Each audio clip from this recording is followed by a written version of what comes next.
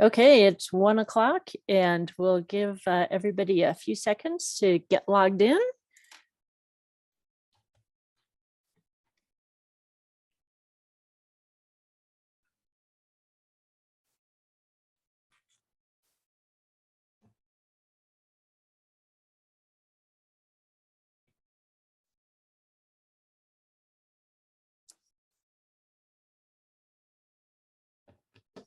And here we go. All right.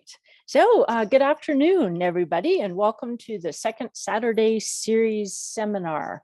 I'm Susan Jones here at the Animas Museum on one of those wonderful Colorado March days that has every type of weather that you can see available, from snow to sun and everything in between.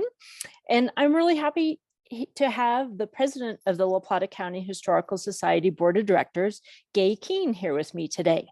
March is Women's History Month, and Gay is here to talk about everybody's favorite lady jackpacker, Olga Little.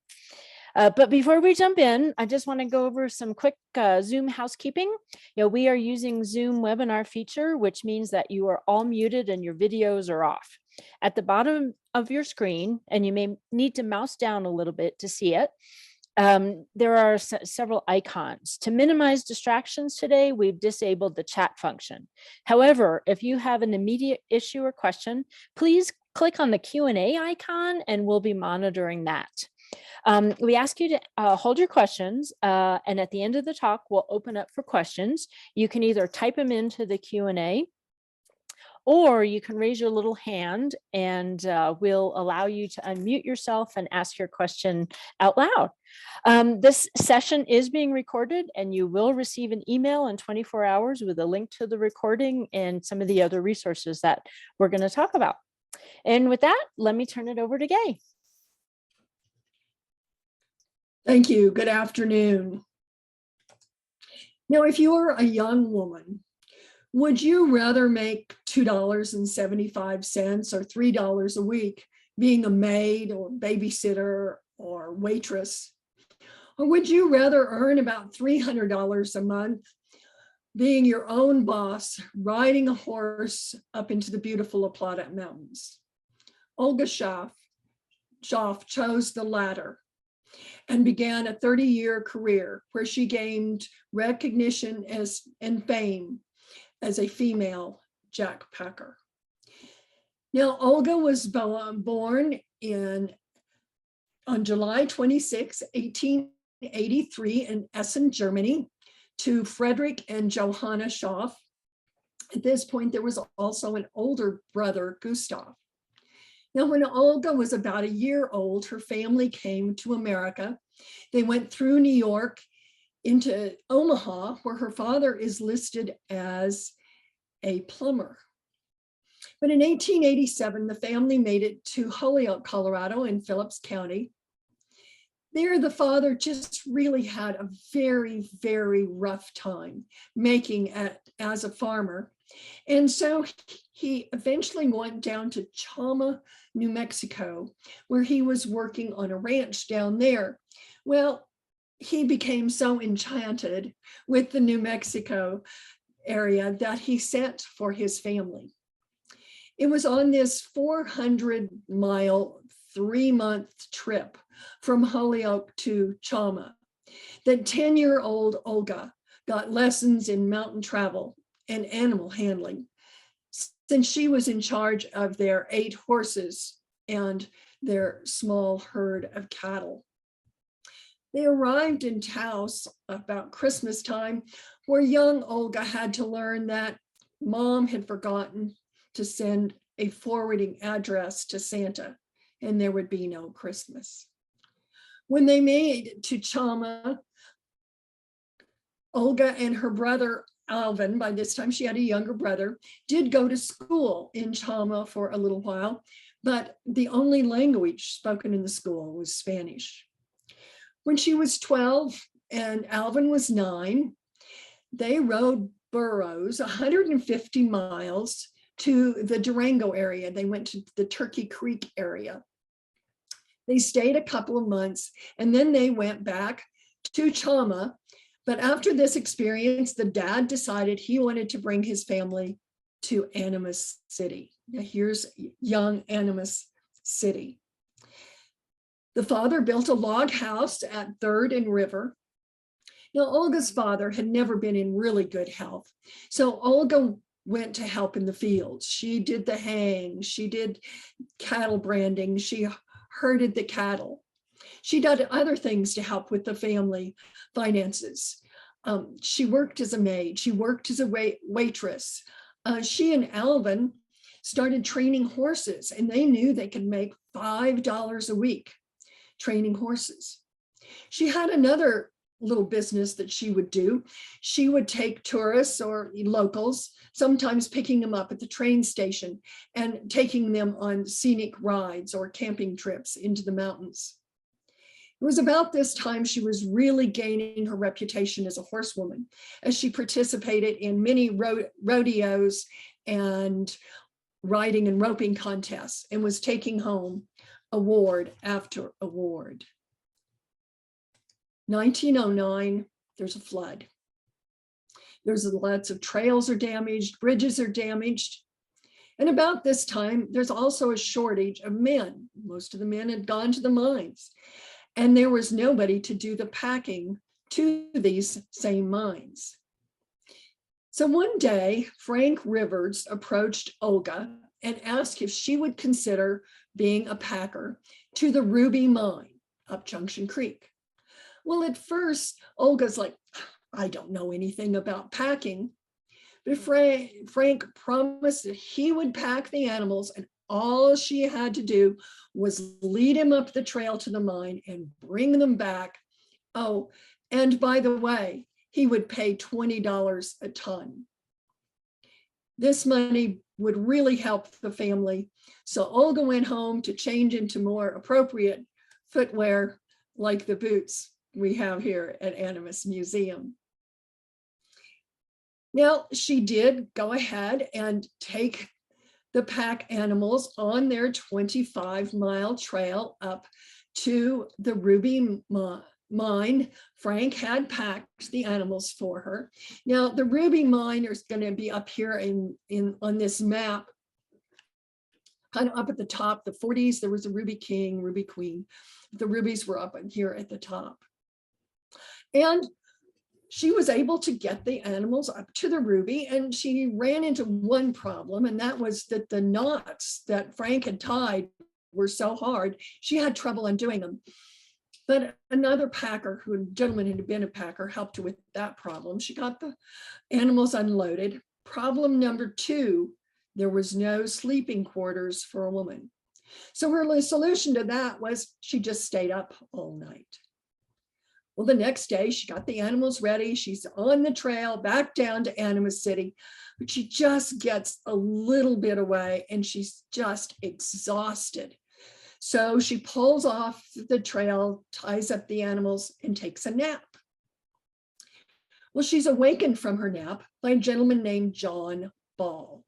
Now, John Ball is the superintendent of the neglected mine. And here on this map, the neglected mine would be number 66. So John was used to seeing pack trains, but he was not used to seeing a pack train run by a young woman. So he's questioning her about, well, are you really packing? And well, she admits she is. And he tries to convince her that she wanted to pack for the neglected mine as well. Well, here again, at first she's like, well, this was just going to be a one-time deal. But John was so convincing that by the time she got back to Animas City, she had agreed to pack for the neglected mine as well. Now, originally, Olga started out with horses, but then she switched to burros, like these little guys in this field. Now, there was plenty of reasons to switch to burros. By notoriety, they're a lot more sure-footed than horses. They're a little bit more docile. They're not quite as fussy as sometimes horses can be. And at times they can scrounge more calories off the landscape, so you don't have to carry as much hay and oats as you would for a horse or mule. But the number one reason for Olga was Olga was 5'4". And if you're 5'4", it's a whole lot easier to pack a shorter burro than it is a mule or a horse. Now, she was mentored by a old packer, and he taught her how to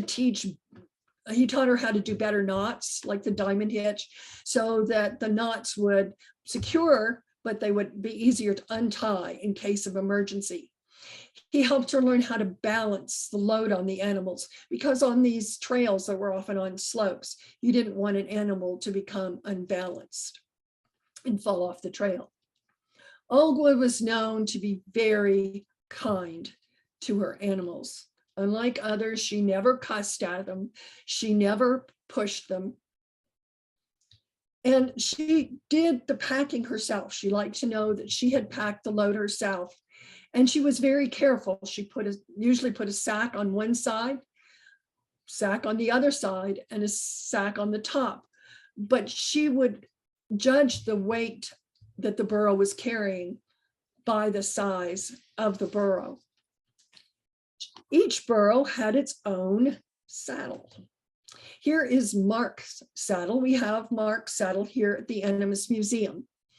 Each animal had its own fitted saddle so that it would not chafe. So the burros' saddles all had their own name on them. Olga said some of the best advice she ever received was, trust your animals. Where burros refuse to go, that's as good a sign as any that it tain't safe. Olga Schaff was now an official jackpacker. That was the name given to those who used burros to pack their trains. Now, as far as we know, she was the only female jackpacker in the United States and maybe the world. Now, Olga packed on schedule. So it got to when the miners knew when Olga was going to be arriving, all of a sudden they needed a shave and maybe a clean pair of overalls. And the miners were very protective of Olga. You better be sure if you messed with Olga, you were going to get messed with. But away from the mountains, Olga was a much sought after dance partner. She loved to dance, and she had gray eyes and reddish hair, and she was known on the dance floor to be as light as a feather.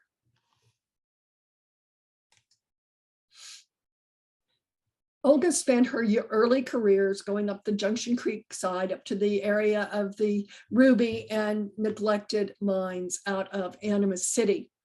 The supplies she carried would be things like groceries, lumber, cement, coal, rails for mines, cables for tramways, machinery of all kinds, cook and heating stoves, all kinds of household goods, medicine, tobacco, blasting powder, whiskey, newspapers, and mail, to list a few. She would get her supplies from places like the Golden Rule store. 10 burros could carry out a ton of ore. Now, these mines would not have survived without the packers bringing in the supplies and taking out the ore. Yes, the railroad had kind of opened the area, but it was really up to the packers to bring the supplies and bring down the ore. And yes, sometimes, sadly, Olga had to bring down like an injured miner, or sometimes even a corpse, like when she had to bring down Dorothy Tanner's father, who was killed in a mining explosion, leaving 3 little girls fatherless. And there's lots of stories to tell about Olga, but probably the most oft told story occurred in the winter of 1912. That is when she and 18 men and her burros are stranded at the neglected mine by a blizzard. Now, the neglected mine was just not really prepared. And it got to the point that there was nothing left but oatmeal. So women, men, and burros ate nothing but oatmeal for 5 days. until finally the oatmeal even ran out. Now, Olga is convinced they're not going to be able to last out this blizzard. So she talks the men to going down to transfer, which is a transfer camp or station. These were little areas, generally at a lower altitude, where there was a stash of supplies. So they started out at 7 a.m., 7 in the morning, and headed down to transfer, blazing the trail as they went. Now it's a blizzard, it's windy, there's 10-foot drifts of snow. It feels like 30 below. Now Olga is used to traveling in this kind of weather, but these men had spent most of their time as hard rock miners underground. They were not. So Olga had to go along the line, back and forth, encouraging the men to keep going. There's kind of a cute little story. Seriously doubt if it's true, but it makes a cute visual that she told the men to hang on to the tail of a burro and don't let go. They made the 7 miles to transfer station by 11 p.m. that night. And yes, there was a little frostbite, but the men all agreed that without Olga's courage to bring them out, they would not have survived. At the transfer camp, they found eggs, crackers, and half a dozen bottles of beer. This is a picture of Olga with a couple of the men out of the neglected mine. Well, you can imagine this story of her rescue of these men made her quite a heroine. Now, Olga spent a lot of time on a horse, and she was very proud of her horses. She had good horses, but there's another neglected mine story that Olga tells. She's on her way to the neglected mine, and this horse gets on ice, and it's starting to slip, and it's just pawing, trying to get traction, and she sees what's about to happen. So she flings herself off the horse onto the trail just as the horse goes down the slope to this gorge. Well, she immediately ties up her burros, scampers down the mountain, gets down, and the horse is kind of skinned up, but it's landed in snow and it seems to be okay. But she knows if she leaves it all night, it's not going to survive. So she clambers back up, gets blankets and some hay, brings it back down to the horse, wraps the horse up best as she can. When she gets back up to the trail, it's getting dark and she's afraid to go on. So she unloads the burros, ties them up, makes herself a little dinner on a campfire, digs a hole in a snowdrift, and spends the night. The next morning, she goes down on up to the neglected mine and then brings a team back so that they can rescue that horse. October 25th, 1911, on another trip to the neglected mine, Olga's horse slips on ice and throws her, and she breaks her leg. Now she's able to get herself remounted and get to the neglected mine, where they actually got a doctor to come and set the leg. And then 3 men build a toboggan and take her down the mountain to her mother's house in Anima City, re-breaking the leg in the process so that Dr. Lackey has to come and reset the fracture. Now, one of the men bringing down the toboggan is a young Scottish miner, William Bill Little. Now, he's pretty much been enamored of this young lady, Jack Packer. And so the courtship begins. And July 21st, 1913, Bill and Olga marry. This is their wedding picture. They got married at her mother's house by the Reverend J.I. Vermillion. And Bill found out that Olga could cook, and she could keep house as well as she could pack. Now, a little background on Bill. Bill had been born in 1887 in Glasgow, Scotland. He had been working in the slate mines ever since he was 11 years old. When he was 18, his father brought his family to America, and they went to Wyoming. And then the father proceeded to abandon them. Bill took the family back to Scotland. But while he was in his town in Scotland, he ran into a man that was going to Durango, Colorado. Well, Bill had heard rumors that that was the area that his dad was in. So he asked this man to find his dad and to beg his dad to send Bill $100 so Bill could also come to America. Well, in 1909, Bill arrived with 50 cents in his pocket to this area. He continued to look for his dad, who he believed was in the Perrins Peak area. He started working in a coal mine and then went to hard rock mining and was working at the neglected mine when he met Olga. Oh, and he did save enough money to send for his 4 sisters and mother to come to America, but they decided to settle in the East. Now, soon Bill and Olga are packing together. This is one of my favorite pictures of Bill and Olga together, of course, when they're a little older, but it just seems so admirable that they're having such a good time that they even have put Bill's hat on the burro. Now, with Bill and Olga working together, they could double the strain of animals, and they were making about $600 a month.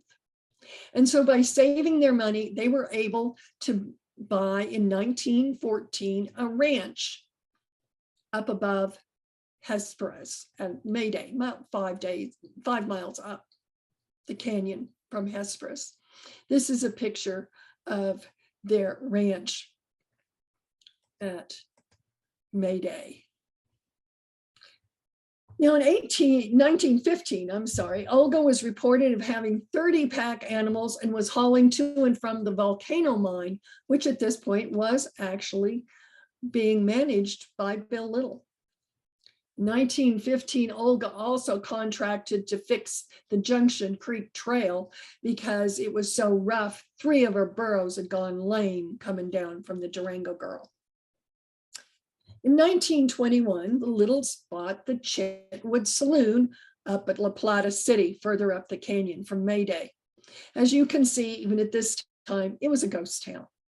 You know, they dismantled the Chitwood Saloon and piece by piece took it down to Mayday. Here's another picture of Olga at La Plata City.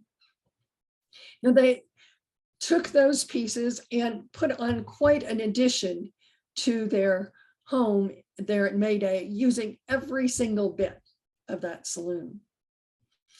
Now, here's a picture looking out the kitchen window of Olga and Bill's home there in Mayday. Now, if you're on the outside of the kitchen, you'll see bullet holes in the boards. This was from when one rowdy miner shot up the Chitwood Saloon. This is the later day, but it gives you an idea of their home there at Mayday. Their house had indoor plumbing and electricity long before many of the houses in the area, due to Bill's ingenuity. Oops, sorry. Olga's reputation was so good as a packer that the Rio Grande Southern Railroad, the one going from Durango up Dolores, Rico that way, they actually built a spur from Hesperus to within a few hundred yards of Olga's home so that she could load and unload the box cars right there. An example, sometimes 2 or 3 box cars of coal would come to the Mayday camp, and 3 to 7 box cars of ore from places like the Lucky 4 mine would come down. With some trips, the ore was worth over $5,000. Now, Olga packed to almost every mine in the La Plata district. The Bessie G, the Mountain Meadow, Texas Chief, Gold King, Lucky Four, Tomahawk, Durango Girl, Lucky Moon, Monarch, Mayday, Incas, Tenbrock, Little Bay City, Neglected, the Orofino Fastfinder Group, K-Bob, Black Diamond, Jumbo, Idaho. She was always on the trails. This map gives you another idea. All those little stars are mines in the La Plata district. And you can see down at the bottom, the little dot is the Mayday camp. Olga was an excellent packer. Even one time when 3 burros fell off Kennebec Pass up here, why, even though the burros were killed, the dynamite they were carrying did not explode. Now the family tells another story about Olga. She's got a string of burros and she's going along, and the very last burro in the line starts kicking up and breaks the line and falls off a cliff. Now, these burros were carrying timbers like shown in this slide. And the story is that the timbers acted almost like skis. So when the burro got to the bottom of the cliff, it was okay. Again, Olga clambered down, checked on the burro. It seemed to be okay. She cleared out a hole around it so the burro would have a place to move around, threw down some hay, and for the rest of the winter, Olga on a regular basis would take hay and drop it over to that burro until in the spring, the snow melted enough and she could lead it out another way. The trails were treacherous. They were often on slopes, barely a foot wide in most cases. There was deep snow in the winter. There was flooding in the spring and summer, but Olga, whenever she took a contract, she completed it to the letter. She was 5'4", 138 pounds of whipcord strength. She could pack as well as any man. In fact, Olga would go to places the men would refuse to go. She would go places where the men thought the work was going to be too hard or the risk too high. She seemed to be fearless. An example would be one time they needed cable up at the Sunnyside mine above Silverton in winter, and nobody wanted the contract. Olga took it on. She got her burro train. She'd loop a coil of cable, go to the next burro, loop some more cable, using the cable as the string line. And she delivered that cable.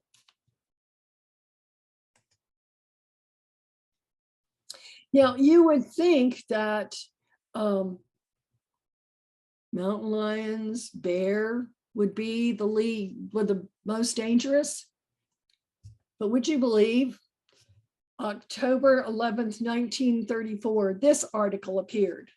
Deer crash into pack train on Lucky Discovery Trail. Packers have narrow escape. It seems that a large buck and 4 does came crashing down the trail, breakneck speed, bumping into Olga, almost knocking her off her horse and the horse off the trail. But they just kept going, run into the burro train, get entangled in the lead line. So now there's baying burros, snorting deer, all tangled up, supplies being thrown all over the place.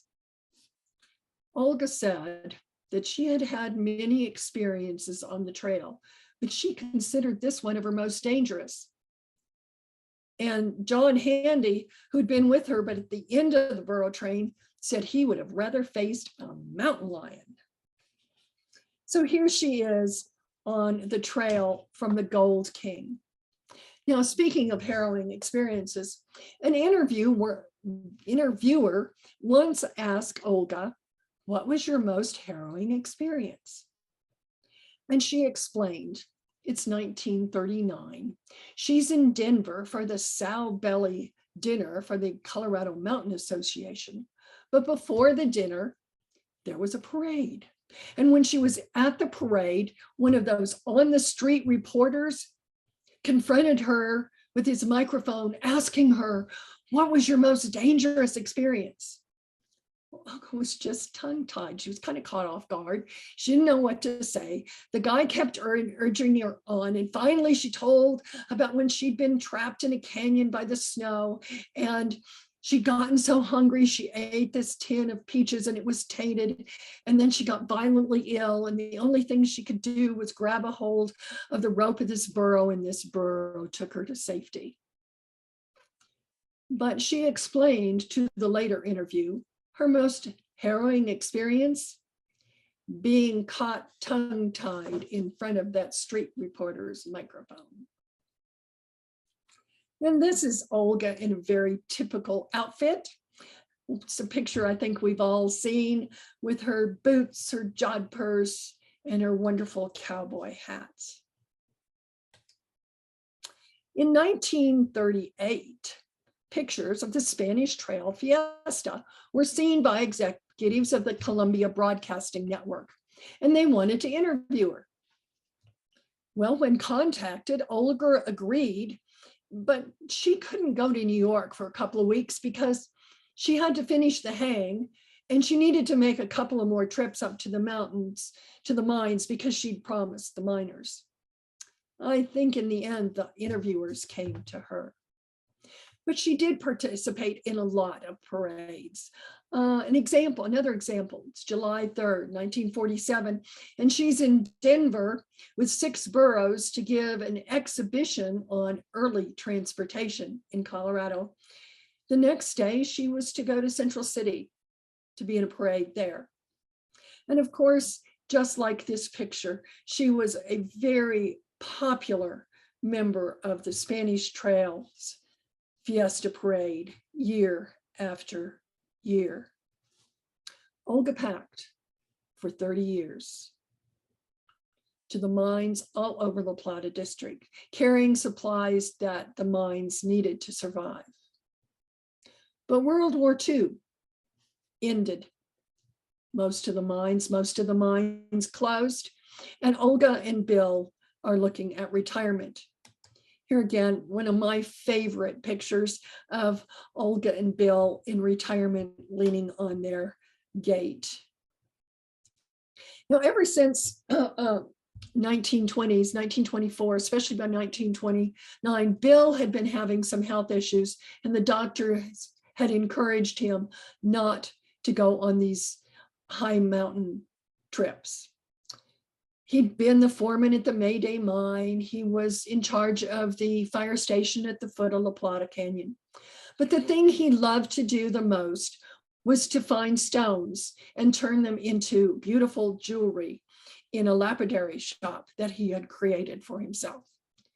So in 1947, the Littles sold most of their ranch at Mayday and opened a gem shop in their home that was visited by friends, family, and many, many tourists over the years. October 29th, 1958, at 8 p.m., the rest of the world got to learn about Olga Little. And this was when she appeared with Ralph Edwards on the This Is Your Life TV program. Now, she'd received an invitation to the Rush to the Rockies Centennials, and that was what Bill had used to get her to go to Denver. Now, a lot of people in Durango knew what was going on because there were people from the program coming down to get information, but everybody was able to keep the secret. So there, in front of 10,000 people in the Denver Coliseum, Olga Little's story was told by family and friends. Little Durango Herald quote, Mrs. Little went through the surprise program with poise and dignity. She did seem to have a good time. And remember those men from the neglected mine? Actually, two of them, Ed Linke and Olaf Aden, came and were on the program to tell the story of how she had saved their lives. At the end of the program, Ralph Edwards gave her a lady's charm bracelet, a lady's full of a watch, and a 1959 Edsel Villager. Now, the Littles were probably the only people in Durango that had an Edsel at this time. And in 1960, the Edsel was in the Spanish Trails Fiesta. But it was known not to be the most reliable car.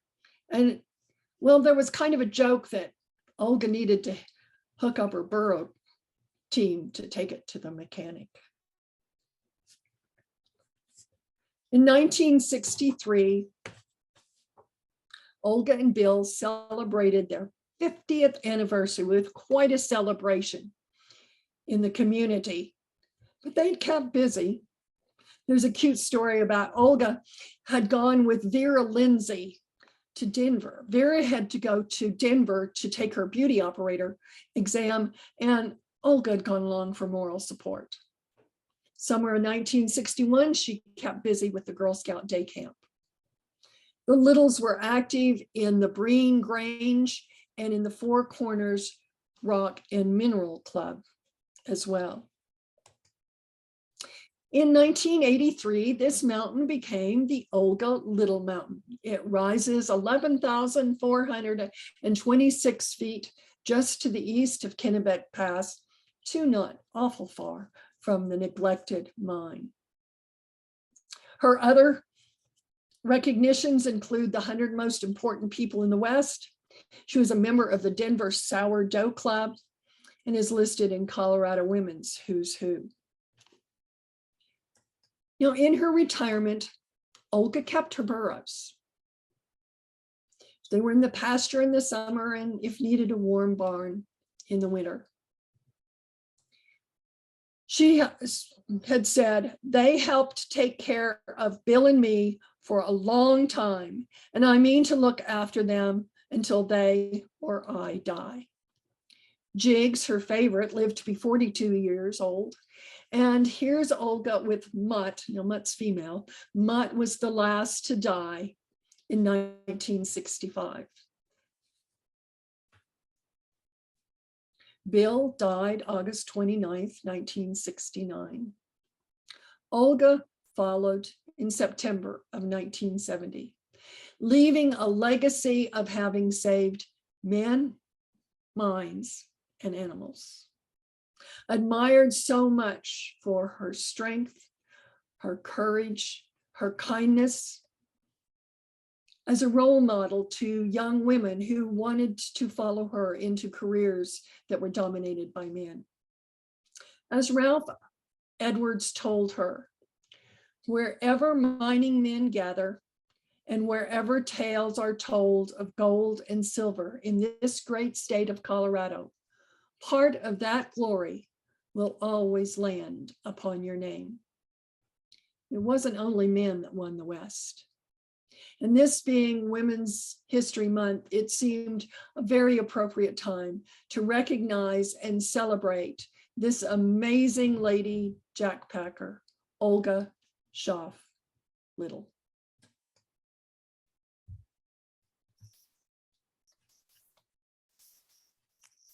That is just such a wonderful story. And I think we're also proud that Olga is part of our history here in Durango and La Plata County.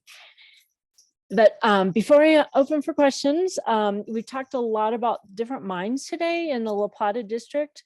And last year we did a 2-part series on the gold rush to the La Platas, where we have a lot more information on the mining and the mines that were active out there. So if you haven't seen those, or it's been a while and you'd like to see those again, go to our website, click on the events link, and then where it says, quote, looking for recorded webinars, click there and then scroll down, and all of our webinars and programs are available online. So if you're ever bored, we got lots of history for you to watch. And tomorrow you will receive a link to this presentation, as well as a recording of Olga on This Is Your Life. It's not great quality, but it's still a whole lot of fun. And we've also got some links up there for the maps that we showed, because they can be kind of hard to see, and some information on the mines, again, in the La Platas. With that, any questions? Go ahead and type them in, and we'll get them for Gay. Or you can raise your hand, and we'll let you unmute.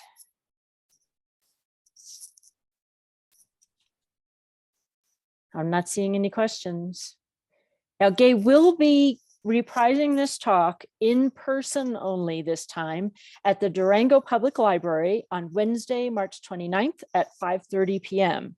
So, if you're in town and want to see it live again, or if you have friends that missed the talk and don't want to watch it on Zoom or watch the recording, we'll see you there. We're getting some questions. One question, Gay, do you know how many boroughs did Olga have at any one time? I think the largest number I saw was 40. It talks about 30. It talks about 10 boroughs could carry a ton.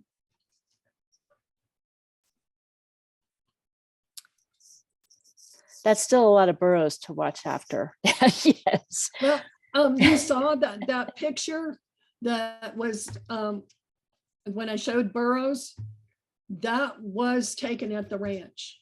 You can see the La Platas in the background. So there were quite a few boroughs in that picture. Another question, did Olga have any heirs? They had no children, but she had a brother, Oscar, and Ernie, that were in this area, and she had nieces and nephews. Because the whole Shaw family, including Oscar Right. and Ernie, are infamous here in Durango too. Right. Okay, then we had a thank you so much for this presentation. I enjoyed it tremendously. Thank you for that. I had great fun doing the research on Olga. My family history is that my grandparents met at the May Day. My grandmother was this May Day school teacher, and my grandfather was at the May Day mine. So it was fun to think about May Day and about Olga and all the wonderful things she did. Yeah, this is a good question. What is the best book about Olga? I never found a book, and that is sad. Somebody needs to write the book. My major source were newspaper and magazine articles.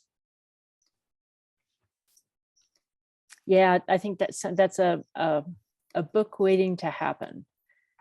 A question, in what block downtown was the photo of Olga in the Fiesta Parade taken? Susan? I'm thinking, and I'm imagining it, it was between 8th and 9th, I believe. You can see the Turner.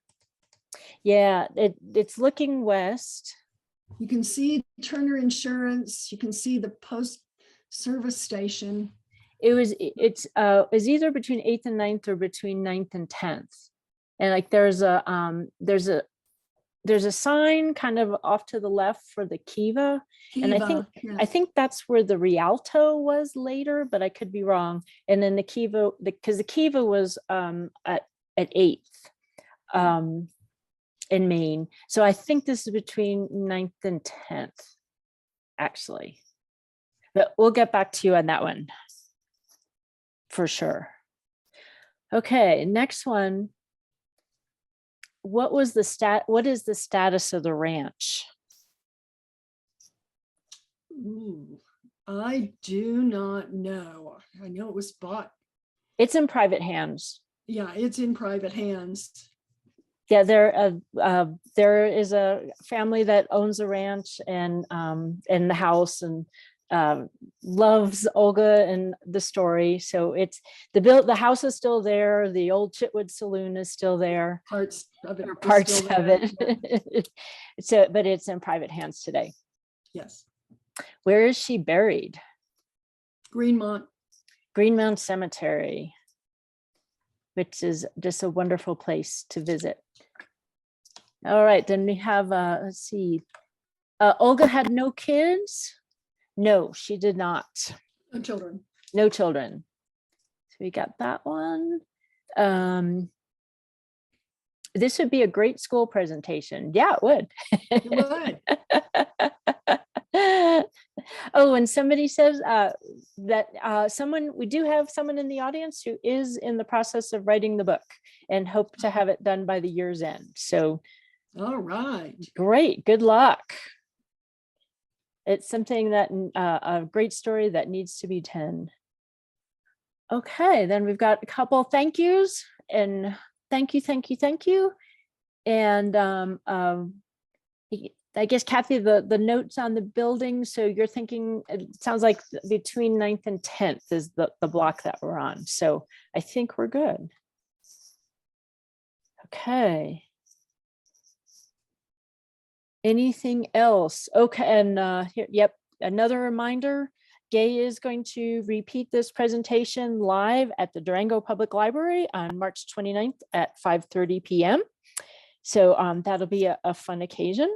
Because March is Women's History Month, and here at the museum we have this presentation that we're doing today and on the 29th, and we are opening a new pop-up exhibit in the entryway about Rosie the Riveter. It's going to open on National Rosie the Riveter Day, which is actually March 21st. So that's a Tuesday. So we know that's kind of hard for people to get into the museum during the week. So the grand opening will be on Saturday, March 25th at the museum. No presentation, just drop in whenever and come learn about Rosie the Riveter and Rosie, an important Rosie the Riveter from Durango, and how it affected, how Rosie affected Durango's legacy. Now, some shameless self-promotion. We do still have the 3-volume set of Many More Mountains for sale to benefit the museum. The price for the 3-volume set is $695. I know that sounds like a lot of money, but they're in great condition, and 2 of them are signed by the author, Alan Nossaman. So if you're looking on the internet, you want a copy of Many More Mountains because it is one of the best resources for learning our history around here. You'll know that if you buy them somewhere else, you're going to spend at least twice that much. So if you're interested, come on by. We can't ship, we're sorry, but first come, first serve. So come get Many More Mountains. Next month, we're going to have our usual second Saturday seminar on April 8th at 1 p.m. And I'll say right now, we're going to be visiting with our favorite local historian, Charles D. Fernando again, but we're still coming up with a topic. So watch our website, our e-blasts, and our social media. And then on Saturday, April 29th, Dr. Andrew Gulliford will be doing a book talk and signing of his newest book, Bear's Ears, A Landscape of Refuge and Resistance. That's going to be at 1 p.m. at the museum, and it's going to be an in-person only event. Dr. Gulliford doesn't like Zoom. History La Plata is coming out in May, and it's going to be focusing on the 20s, the 1920s, that is. So stay tuned for more on that. Let me check for any other questions real quick, or any raised hands. We're all good. Okay, and with that, keep up with us by joining us. March is membership month. If you're already a member, you'll get your membership renewal reminder at the appropriate time. Otherwise, join us. You can join on our website or come by the museum. Visit our website for more resources, subscribe to our e-blasts, follow us on Facebook, like us on Instagram. And as always, if you want to see continued programming like this, be sure to hit the donate button on our website. We appreciate all your support. Thank you, Gabe, for this really fun presentation. And thank you for joining us today. And finally, don't forget to spring your clocks ahead tonight. Thanks and have a great weekend. Thanks.